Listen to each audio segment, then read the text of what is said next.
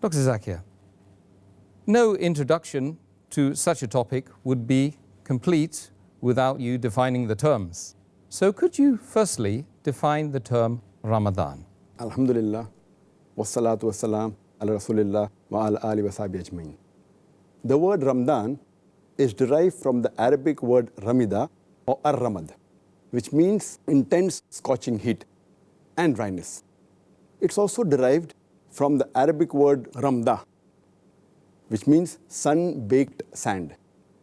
In Islamic terminology, the word Ramadan, it signifies the intense heat in the stomach due to thirst. When a Muslim fasts, the thirst that is there, it produces heat in the stomach, which is defined as Ramadan. Again, Ramadan, it has another meaning. It means that the good deeds, they scotch the sins and the evil of a Muslim. So Ramadan is a month in which the sins are scotched away by the good deeds, like how a sun scorches the ground in the same way.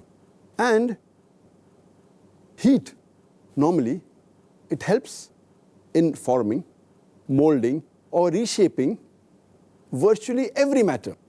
In the same way, Ramadan helps in molding, shaping, and reforming the spiritual and the moral aspects of the human being.